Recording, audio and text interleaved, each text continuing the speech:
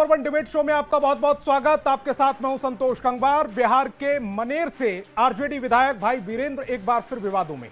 एक viral audio ने उनकी परेशानी बढ़ा दी, क्योंकि वायरल ऑडियो में भाई वीरेंद्र पंचायत सचिव संदीप भारती को जूते से मारने की धमकी देते सुनाई दे रहे हैं। यह ऑडियो अब बिहार की राजनीति में आग की तरह फैल रहा है। दलित समाज से आने वाले पंचायत सचिव दिलीप भारती ने पटना के SC/ST थाने में भाई वीरेंद्र के खिलाफ FIR दर्ज कराई है। बीजेपी और जेडीयू ने इसे जंगलराज की परिभाषा करार दिया और संविधान विरोधी बताया। लेकिन मामला तब और विवादित हो गया जब आरजेडी सुप्रीमो लालू प्रसाद यादव के बड़े बेटे तेज प्रताप यादव ने आरजेडी विधायक भाई वीरेंद्र पर कार्रवाई की मांग की। तेज प्रताप ने सोशल मीडिया पर एक कार्टून शेयर किया और उसमें भाई वीरेंद्र को जूता लिए दिखाया है और सवाल पूछा, क्या आरजेडी अपने विधायक के खिलाफ सख्ती दिखाएगी जैसा कि मेरे साथ हुआ। तेज प्रताप यही नहीं रुके, उन्होंने आगे लिखा, भाई वीरेंद्र ने बाबा साहेब अंबेडकर के आदर्शों के उलट SC/ST समाज के खिलाफ शर्मनाक टिप्पणी की, जान से मारने की धमकी दी।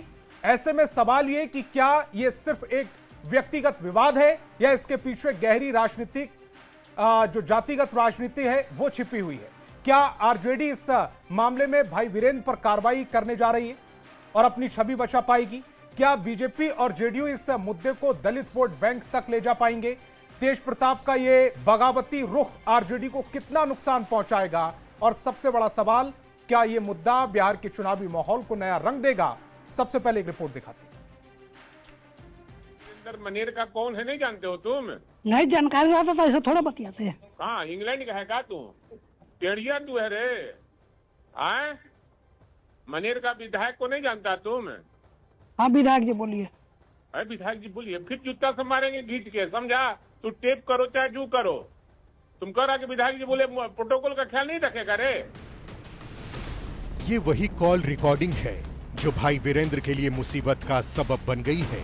विरोधी तो हमले कर ही रहे थे, अब उनकी पार्टी के राष्ट्रीय अध्यक्ष लालू प्रसाद के बड़े बेटे तेज प्रताप भी उन पर एक्शन की मांग कर रहे हैं। तेज प्रताप यादव ने एक सोशल मीडिया पोस्ट के जरिए पूछा है कि क्या आरजेडी अपने विधायक भाई वीरेंद्र पर भी कार्रवाई करेगी, जिन्होंने बाबा साहेब अंबेडकर के आदर्शों के उलट SC/ST समाज के खिलाफ शर्मनाक टिप्पणी की, जान से मारने की धमकी दी। मुझे तो जयचंदों की साजिश के तहत पार्टी से बाहर कर दिया गया।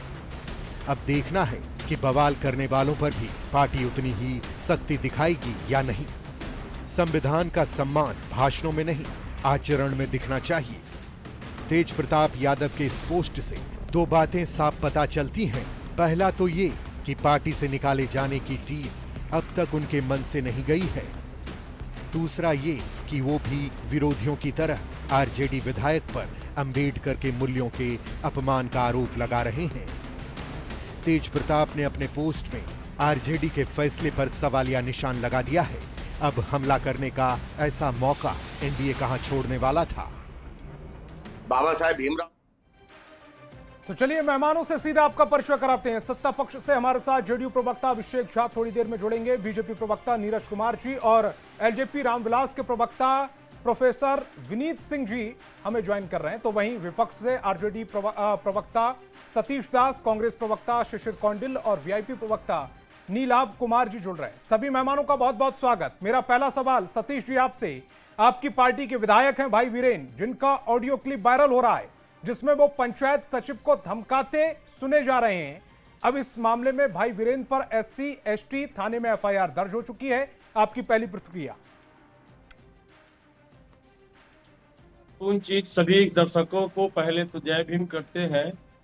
और दलित विमर्श पे आज चर्चा हो रही है, लेकिन कोई भी जनप्रतिनिधि यदि किसी अपने कर्मचारी को या पंचायत सेवक को फोन करते हैं तो ये नहीं था कि जात देख करके वो फोन कर रहे थे।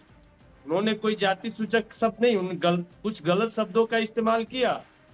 वो नहीं होना चाहिए। कोई भी लोक सेवक किसी से सम्मानजनक तरीके से बात करे, लेकिन कोई कहीं से भी कोई जातीय एंगल नहीं था।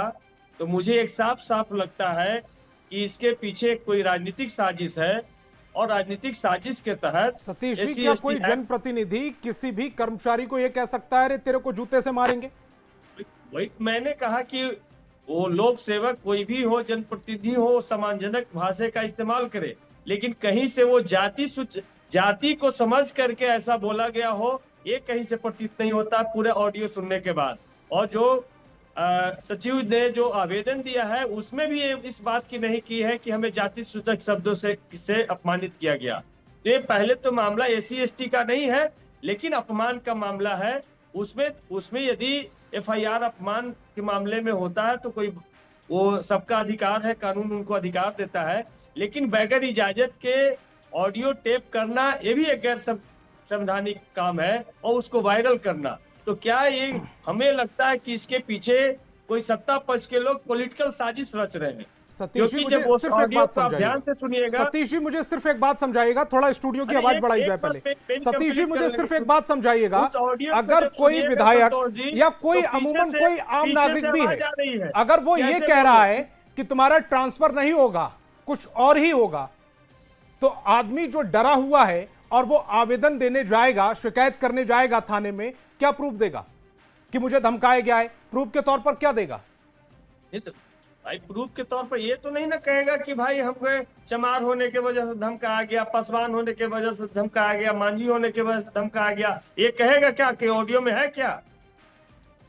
तो SC ST एक्ट नहीं, ठीक है, उनके सम्मान पे ठेस पहुंचा तो उनको संवैधानिक अधिकार है अपना आवेदन देने का। लेकिन क्या नीतीश कुमार जी के शासनकाल में एक पंचायत सचिव भी माननीय विधायक या लोक लेखा समिति के सभापति को एक अभिवादन तक भी नहीं करता है? ये नीतीश कुमार जी का शासन व्यवस्था में दिखता है। इसके लिए कि एक नीतीश जी जिम्मेदार चपरासी हैं। भी विधायक को हम अभिवादन किसी नहीं को करता है। सम्मान देते हैं या हम किसी से अभिवादन करते हैं, मैं आपसे प्रणाम करूंगा, ये मेरे संस्कार होंगे।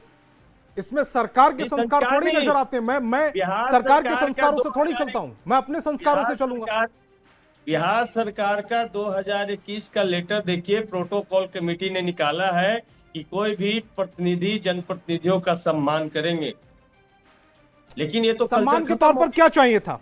आपने मुझे फोन किया और आप वीडियो कॉल तो था नहीं, आप मेरे सामने तो थे नहीं, मैं आपको कैसे पहचानूंगा कि आप भाई बीरेंद्र बोल रहे हैं या सतीश दास जी बोल रहे हैं या नीरज कुमार जी बोल रहे हैं या नीलाभ कुमार जी बोल रहे हैं? कैसे पहचानूंगा?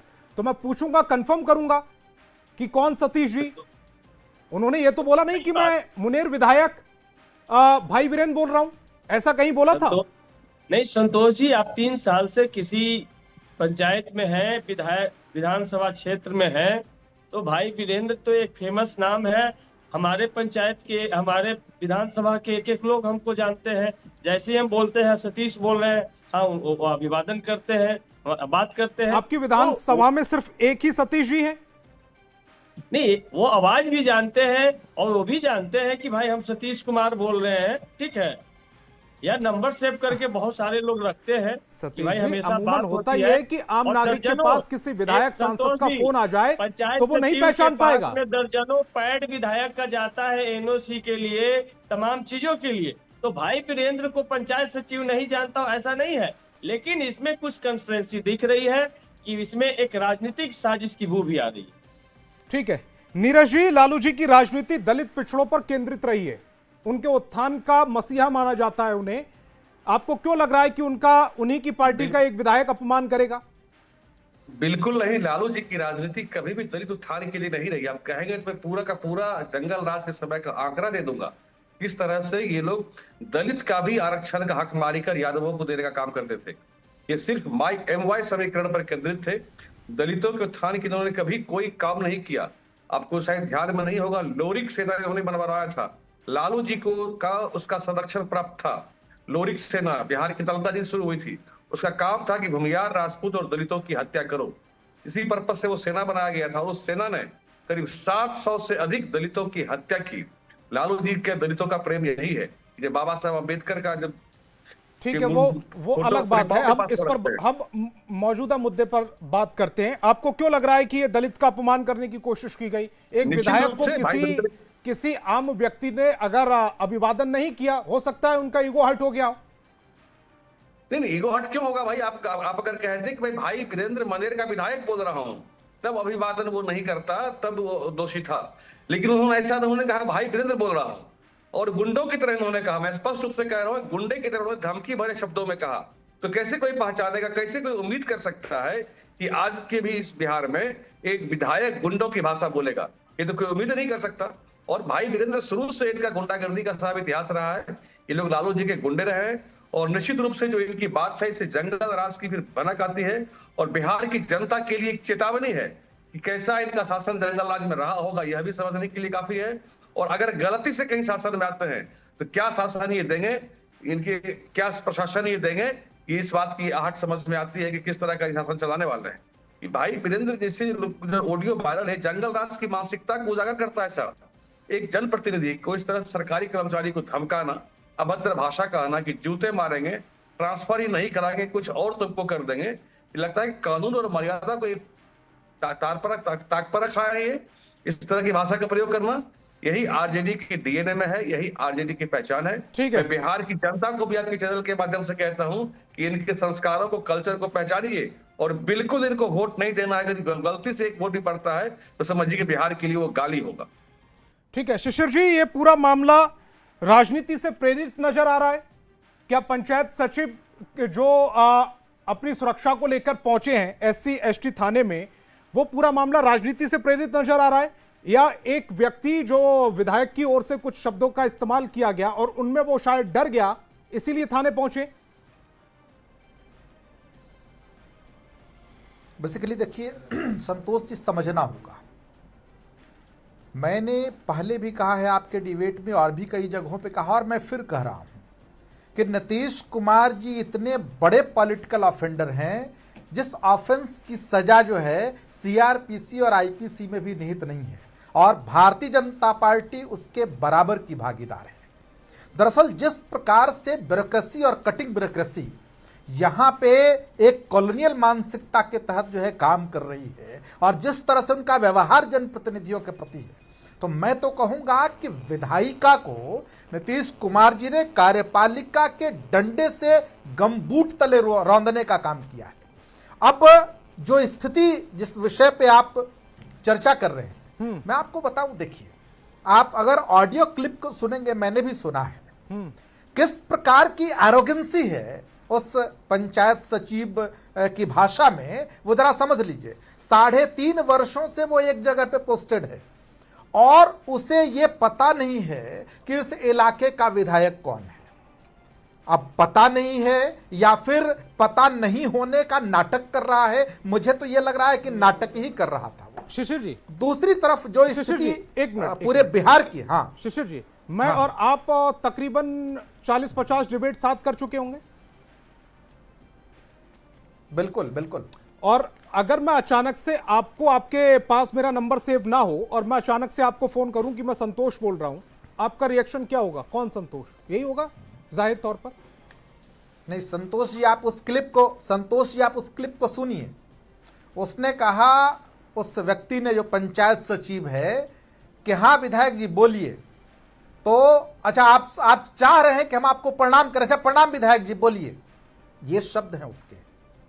ये शब्द ये इंगित करता है कि वो व्यक्ति शुद्ध रूप से या तो पूर्वाग्रह से ग्रसित है, या कहीं ना कहीं से वो एक उसको बैकअप है कि इस प्रकार से तुमको करना है, और किसी जनप्रतिनिधि को बदनाम करने की साजिश जो है उसके द्वारा रची जा रही है। अब उसके पीछे कौन है ये तो जांच का विषय है, लेकिन कहीं से भी उसके जो उसकी भाषा है, टेलीफोन पे जो वो बात कर रहा है मोबाइल पे, वो कहीं से पोलाइट नहीं है, कहीं से भी जो है वो ऐसा दिख नहीं रहा है कि उसको। बताइए, एक चीज समझ लीजिए कि जनप्रतिनिधियों के साथ जिस प्रकार से वो बात कर रहा है एरोगेंसी से, आम लोगों के साथ वो कैसे बिहेव करता होगा, इस बात को समझने की जरूरत है। और इसके लिए अगर पूरी तरह से कोई जिम्मेदार है तो इस राज्य में राज्य के मुखिया जिम्मेदार है नीतीश कुमार जी, और उसमें बराबर की भागीदार जो है वो भारतीय जनता पार्टी है। क्योंकि आप देखिए ना, एक ही बात नहीं है। अभी इनके मंत्री थे मदन सहनी, अभी हैं भी। मदन सहनी जी को उनके डिपार्टमेंट के बारे में पता नहीं होता है।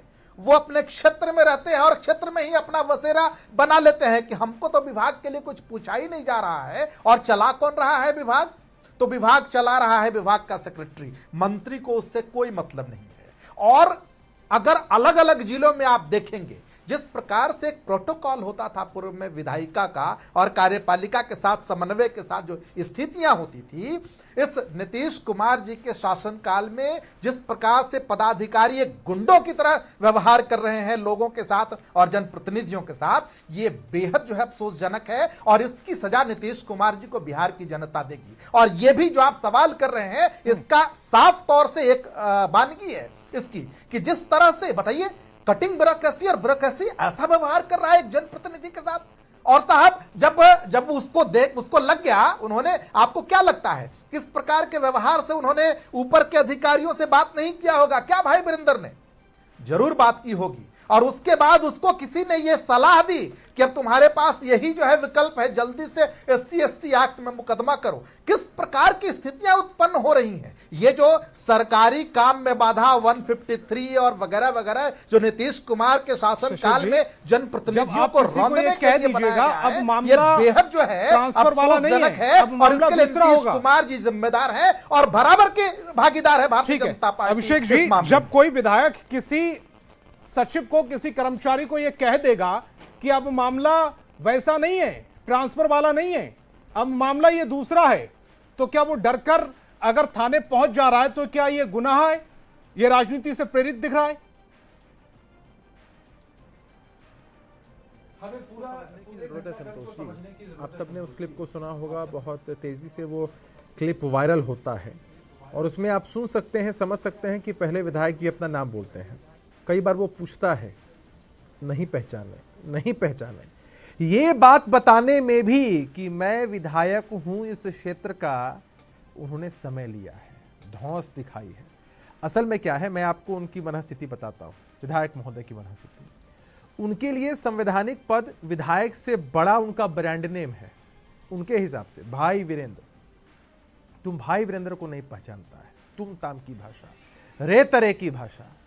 भाई कोई पदाधिकारी अगर इस बिहार के अंदर किसी माननीय सदस्य के साथ, किसी जनप्रतिनिधि के साथ अगर प्रोटोकॉल का पालन नहीं करता है, अभद्र व्यवहार करता है, तो उस पर कठोरतम कार्रवाई होगी, सरकार यह सुनिश्चित करती है। लेकिन इसका यह मतलब नहीं है कि आप जूते की नोक के नीचे किसी व्यक्ति को रखेंगे। हर किसी का सम्मान है। और जब हम कहते हैं कि हम सबके लिए काम करते हैं और सब हमारे सम्मानित वोटर्स हैं, तो आप किसी के साथ ऐसा बिहेव करेंगे? तो उन्होंने पहले धौंस दिखाई, अपने ब्रांड नेम को ये प्रमोट करना चाह रहे थे। वही ब्रांड नेम जिसने अभी कुछ दिन पहले सदन के अंदर सदन की मर्यादा को तार-तार किया, वही ब्रांड नेम जिन्होंने सदन के परिसर के अंदर गाली शब्द का प्रयोग किया।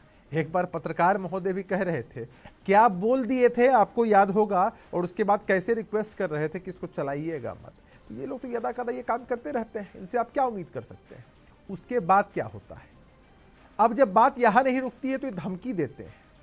भाई कोई व्यक्ति काम कर रहा है, किसी भी स्तर पर काम कर रहा हो, 4th grade, 3rd grade, 2nd grade, किसी भी स्तर पर काम कर रहा हो, उसकी सुरक्षा तो जरूरी है। आप किसी को धमका तो नहीं सकते हैं इस आड़ में। तब जाकर उस व्यक्ति ने अपने प्रोटेक्शन की बाबत ये केस दर्ज किया है। पुलिस तो अनुसंधान करेगी। आप विधायक हैं, अच्छी बात है, लेकिन कानून अपना काम करेगा। पहले भी कानून ने अपना काम किया है। तो ये लोग किस तरह से राष्ट्रीय जनता दल के कुसंस्कार को आगे बढ़ा रहे हैं, हम सब लोग बखूबी देख पा रहे हैं। एक बात के लिए हम सभी बिहार वासियों को आश्वस्त कर देना चाहते हैं कि किसी के सम्मान को ठेस पहुंचाने की इस तरह से अगर कोशिश होगी तो कानून सबके लिए बराबर है। कोई व्यक्ति किसी भी स्तर पर काम कर रहा हो, कोई उसके सम्मान पर इस तरह से ठेस नहीं पहुंचा सकता है, यह गलत है। अगर गलती पहले उस व्यक्ति से हो रही होती तो बात कुछ और थी, लेकिन इसको जिस तरह से ये लोग डिफेंड कर रहे हैं, आज आरजेडी के साथी यहाँ बैठे हैं, कांग्रेस पार्टी के साथी यहाँ बैठे हैं, सभी लोग मिलकर जिस तरह से डिफेंड करने में लगे हुए हैं, अगर इनकी सत्ता होती और खुदा न खास्ता हमारी तरफ के लोगों ने ऐसा कर दिया होता, कितनी हाय तौबा मचाते, आप सब इस बात को समझ सकते हैं। कुल मिलाकर संतोष जी, बात यही है कि विधायक जी का रवैया कहीं से भी सही और उचित नहीं था। पुलिसिया कार्रवाई तो निश्चित रूप से होगी, पूरी जांच होगी, तफ्तीश होगी। और अब जब आप मीडिया के साथी उनसे पूछते हैं तो विधायक जी का बॉडी लैंग्वेज देखिए, फोन पर का बॉडी लैंग्वेज देखिए, रेत तरे कर रहे हैं। और जब मीडिया पूछ रही ना, हम तो कहाँ कुछ बोले, हम तो बोले हम भाई वीरेंद्र बोल रहे हैं, विधायक तुम नहीं पहचानते हो, आप जरा मेरा काम कर दीजिए। कितने भोले बनते हैं ये लोग। बस वही है कि क्रिमिनल, ठीक है नीलाभ जी, तब तक ताकत मिलती है नीलाभ जी, सम्मान सिर्फ विधायक जी का होता है क्या? पंचायत सचिव संतोष का जी। कोई सम्मान नहीं है? कोई उनकी अपनी इज्जत नहीं है? कोई आत्मसम्मान नहीं है? नहीं, जनता हो या कोई भी कर्मचारी हो, सबका इज्जत है, सबका मान सम्मान है। भाई वीरेंद्र जी का जो लहजा हो सकता है कि वो गलत हो सकता है। हम अभी भी समझते ऑडियो नहीं। सुनने के बाद भी आप ये कह रहे हैं कि ये हो सकता है? नहीं, पहले मेरी बात को सुनिए अखिलेश जी। जो आप ऑडियो रिकॉर्डिंग चला रहे हैं उसमें ये सोचने का ये विषय है कि आखिर वो ऑडियो रिकॉर्ड कौन कर रहा था, उसके सर, पीछे उसकी मंशा ये क्या? बात की प्रक्रिया है, इसको कानून देख लेगा, कानूनी नहीं। धाराओं के आधार पे। एक सबसे मिनट। पहले ये नौबत जी। क्यों आई? संतोष जी, हम शुरुआती पॉइंट से चल रहे हैं, आप माननीय आखिर की बात विधायक- कर रहे हैं। आप मेरी बात को सुनिए। एक माननीय विधायक लगातार कई 3-4 बार से मान लीजिए विधायक हैं, उनका नाम अगर एक पंचायत सचिव नहीं जान रहे हैं तो बड़ा ही दुखद बात। और जो प्रोटोकॉल की बात हमारे जो अभी सत्ता पक्ष के जेडीयू के भाई कह रहे थे, नीरज जी कह रहे थे बीजेपी से, तो मैं जरा उनको आईना दिखाना चाहता हूं। वर्तमान में इनके ही पर्यटन मंत्री हैं राजू सिंह जी। उन्होंने दलित सीओ को किस तरीके से प्रताड़ित किया था, जरा याद करिए। आप लोग कितना सम्मान करते हैं आप पदाधिकारियों का, पहले अपना आईना खुद को देख के दिखाइए। रही बात आज जो परिस्थिति है संतोष जी, बिहार की परिस्थिति यही है कि एक अधिकारी, थाना हो ब्लॉक हो, एक जनप्रतिनिधि की इज्जत यही रह गई है कि न थाना प्रभारी भी या ब्लॉक का कर्मचारी भी विधायक का नहीं सुन रहा है। विधायिका पे कार्यपालिका हावी हो चुका है और माननीय विधायक पे दबाव होता है जनता के काम का। अगर मान ले आप वो ऑडियो की बात कर रहे हैं, उसमें कहीं भी जाति सूचक शब्दों का जिक्र नहीं है। मैं ये जानना चाह रहा कि पंचायत सचिव ने किसी को वोट नहीं दिया होगा? नहीं, बिल्कुल दिया पंचायत होगा। सचिव होने से पहले वो भी आम नागरिक है और उनके द्वारे पर भी इस तरह से नेताजी पहुंचे होंगे। उनका भी आप मान ध्यान सम्मान रखिएगा, है। वोट कहां देना है। संतोष जी, उस समय उनका ये भी मान पोजीशन सम्मान थी, है। अब ये वाली पोजीशन है। लेकिन जरा आप देखिए, पूरे ऑडियो रिकॉर्डिंग को सुनने के बाद एक बात तो स्पष्ट है कि कहीं ना कहीं ये एक साजिश नजर आ रहा है। ठीक आप है इस बात को समझिए। विनीत जी, विधायक जी का अगर कोई नाम नहीं जानता है तो क्या धमकाया जाएगा? नाम धमकाकर रटा दिया जाएगा?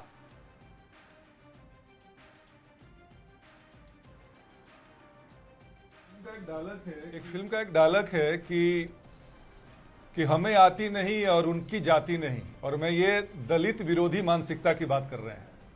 एनडीए कभी ऐसा काम नहीं करता है, पर विपक्ष हमेशा ये काम करता है।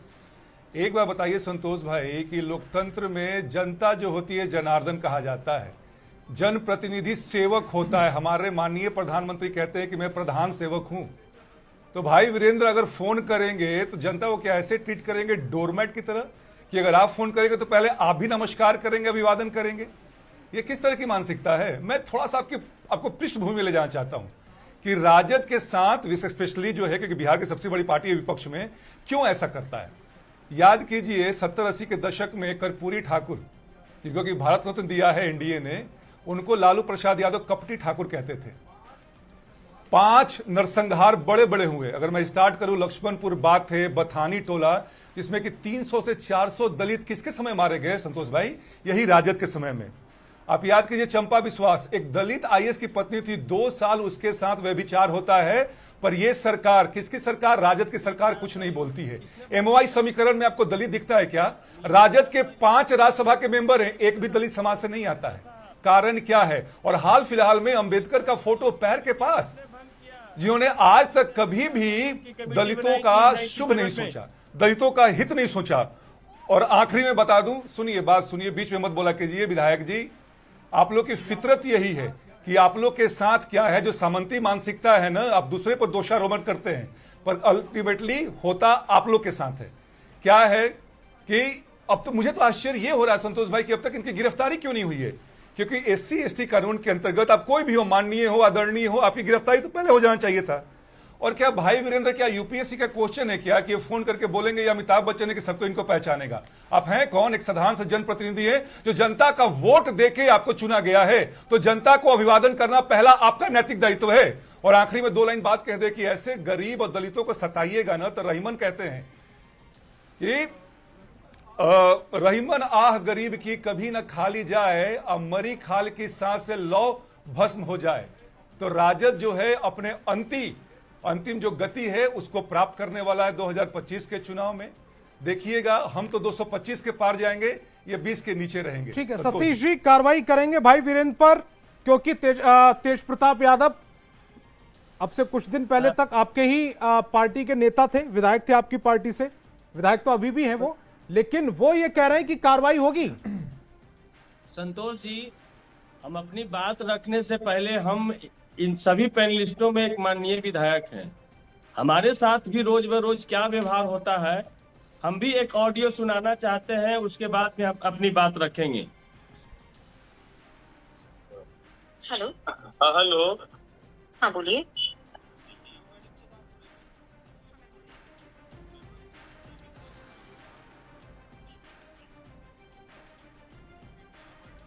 कोई आवाज नहीं आ रही।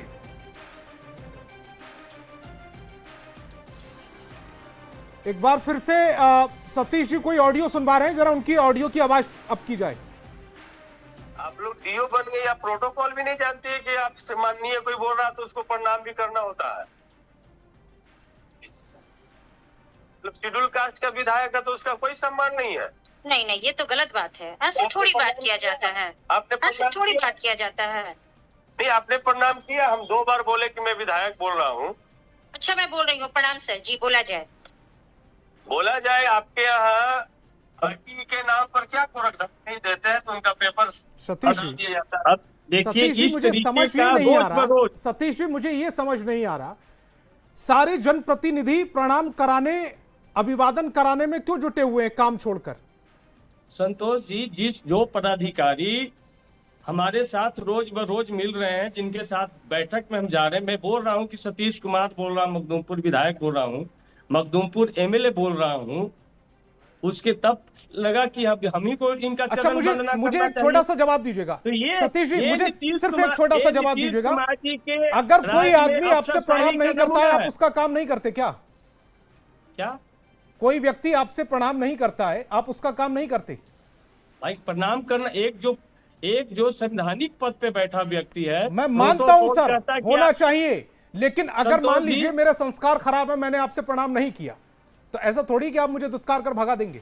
अरे भाई, व्यक्ति जनता एक अलग बात है, लेकिन पदाधिकारी से बात हो रही है एक अलग बात है।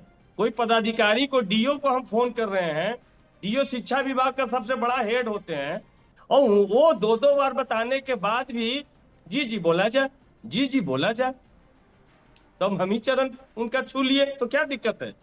ये तो स्थिति बिहार में बना। नीरज जी जवाब दीजिएगा जल्दी से। और देखिए, दलित समाज में खौफ पैदा करने की कोशिश आरजेडी कर रहा है चुनाव के पहले, और चाहता है कि दलित समाज को धमकाकर, डंडे की, जूते की धमकी देकर उनसे वोट ले, लेकिन वोट नहीं ले सकता। अभी माननीय विधायक सतीश जी की बात कह रहे थे, कॉल रिकॉर्डिंग अपराध है।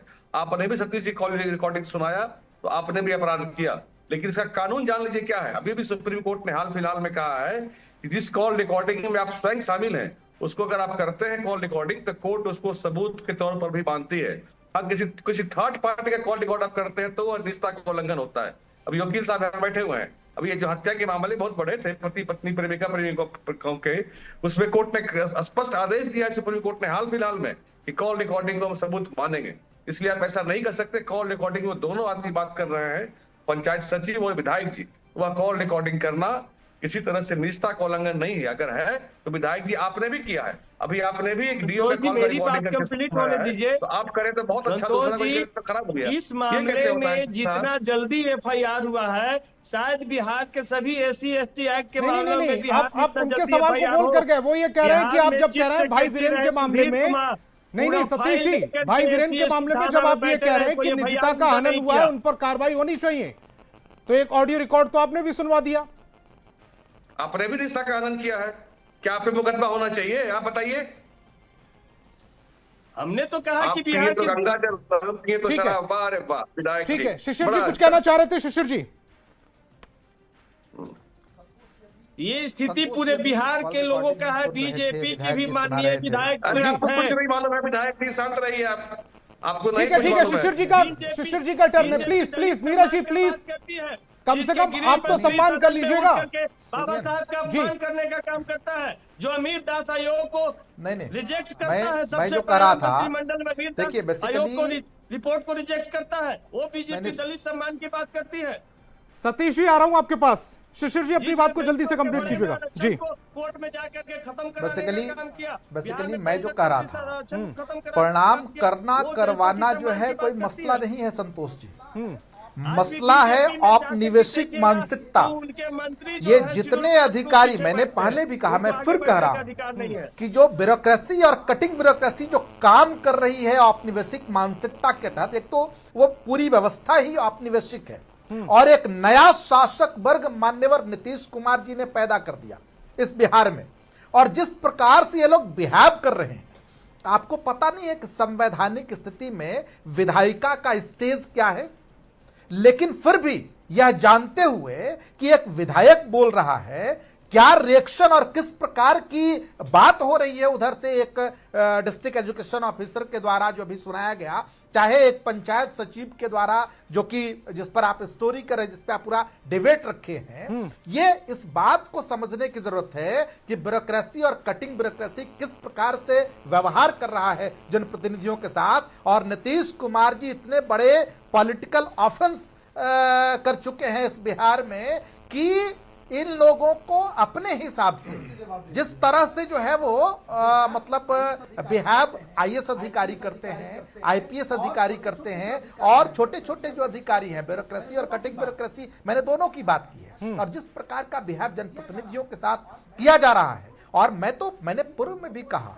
कि इन लोगों ने तो गमबूट तले रौंदवाने का काम किया कार्यपालिका से नीतीश कुमार जी ने, और भारतीय जनता पार्टी बराबर की भागीदार है उसमें। ठीक है। और दूसरी बात और समझ लीजिए जी कि अभी बड़े शिष्टाचार की बात कर रहे थे हमारे जनता दल यूनाइटेड के प्रवक्ता।